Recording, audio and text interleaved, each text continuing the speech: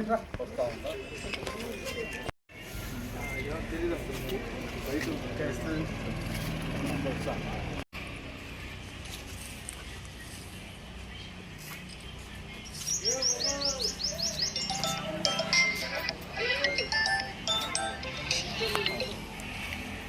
ప్రతి నెల నీకు ఎంత వస్తుంది?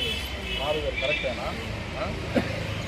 ఇచ్చేటప్పుడు ఎవరైనా ఏంటి ఇచ్చాము అని అంటారు, దురుసుగా ప్రవర్తనగా మాట్లాడతారా? ప్రతి నెల ఖచ్చితంగా 1వ తారీఖు వస్తుందా? ₹2 కోట్లు ఇస్తున్నారా? అమ్మా చెప్పండి, మీరు మహిళా పోలీస్. నమస్తే అమ్మా, ఎవరెవరికి ఇస్తున్నారు పెన్షన్? ఈరోజు కాగితం అయితే సెక్రటరీ ఎవరు?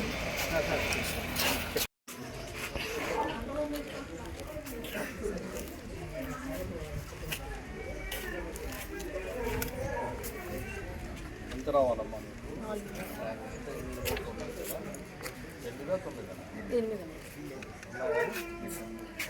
ప్రతి నెల వస్తున్నారు కదా, కరెక్ట్గా ఫస్ట్ వస్తున్నారు. తర్వాత ఇచ్చేటప్పుడు ఏమైనా కష్టపడుతున్నారా?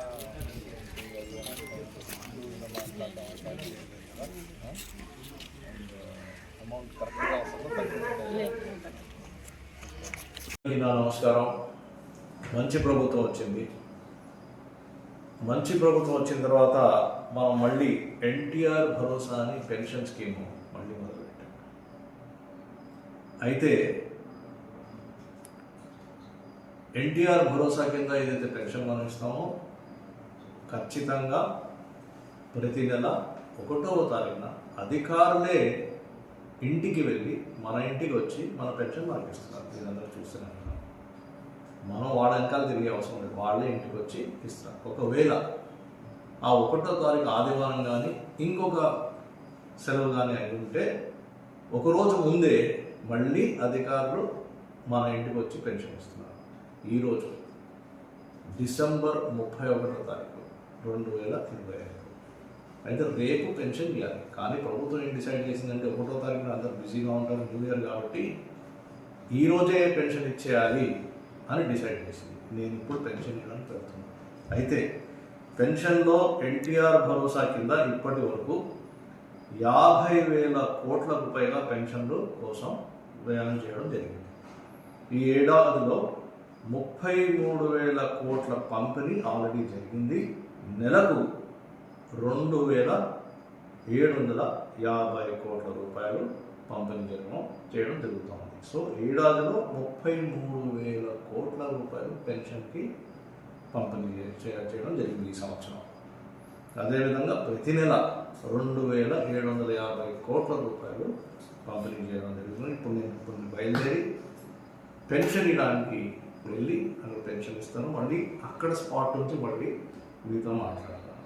అదేవిధంగా మళ్ళీ ఈరోజు మత్స్యకార భరోసా అని ఇంకో కార్యక్రమం పెట్టింది కూటమి ప్రభుత్వం, Telugu Desam party, BJP, Janasena party మత్స్యకార భరోసా అనే ఒక కార్యక్రమం పెట్టింది. ఆ కార్యక్రమం కింద ఏడాదికి 20,000 చొప్పున 1,25,000 మందికి 250 కోట్ల రూపాయల యొక్క ఖర్చు పెట్టి వాళ్ళకి భరోసా ఇవ్వడం జరుగుతుంది. అదేవిధంగా నేతకారులకు ఉచిత విద్యుత్, మరి మరమగ్గాలకు నెలకు 500 యూనిట్లు, మగ్గాలకు 200 యూనిట్లు ఉచిత విద్యుత్ ఇవ్వడం కూడా జరుగుతుంది. మరి ఆటో డ్రైవర్లు మనకు ఆసుపత్రికి తీసుకెళ్ళేది, స్కూల్కి తీసుకెళ్ళేది, ఆఫీస్కి తీసుకెళ్ళేది, బజార్ తీసుకెళ్ళేది ఆటో డ్రైవర్లు కదా. మరి ఆటో డ్రైవర్ సేవల్లో ఏడాదికి 15,100 రూపాయలు ఆ చెప్పున 436 కోట్లు జమ చేయడం జరిగింది. 2,90,000 మందికి ఈ లబ్ధి ఇవ్వడం జరిగింది. సో ఆ విధంగా ఆటో డ్రైవర్లు కూడా మనం సేవలు అందిస్తున్నాం. మరి అన్నా క్యాంటీన్ అన్నా క్యాంటీన్ ద్వారా మనం భోజనాలు చేస్తున్నాం.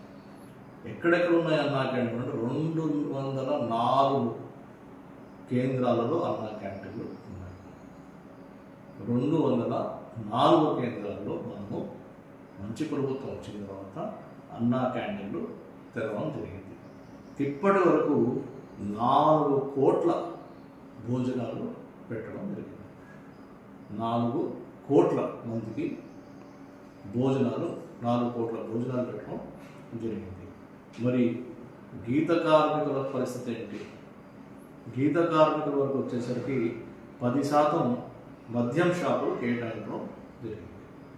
ఈ విధంగా చూస్తూ ఉంటే ఎన్నో స్కీములు ఇంకా చాలా ఉన్నాయి. ఇవన్నీ చదువుతూ ఉంటే చాలా టైం పడుతుంది. మళ్ళీ చెప్తూ ఉంటాను, ఎన్నో స్కీములు మంచి ప్రభుత్వం వచ్చిన తర్వాత, కూటమి ప్రభుత్వం మంచి ప్రభుత్వం ఏర్పాటు చేసిన తర్వాత బ్రహ్మాండమైన కార్యక్రమంతో మన ప్రభుత్వం చెప్తూ కాదు చేస్తూ చూపిస్తూ మనకి లబ్ధి వచ్చేటట్టు కార్యక్రమం చేస్తూ మంత్రులు, ఎంపీలు, ఎమ్మెల్యేలు, ఎమ్మెల్సీలు, అధికారులందరూ మన ఇంట్లోకి వచ్చి ఇవన్నీ చేసిపోతున్నారు, లేదా డైరెక్ట్గా మన బ్యాంకులో పడుతున్నారు. మరి ఇది మంచి ప్రభుత్వం కదా, మనం అందరం హ్యాపీగా ఉండాలి. రేపు హ్యాపీ న్యూ ఇయర్. ఈరోజు 31 తారీఖు. రేపు ఆంగ్ల నూతన సంవత్సరం ప్రారంభం అవుతుంది. మీకు, మీ కుటుంబ సభ్యులందరికీ హ్యాపీ న్యూ ఇయర్ తెలుపుతున్నాను.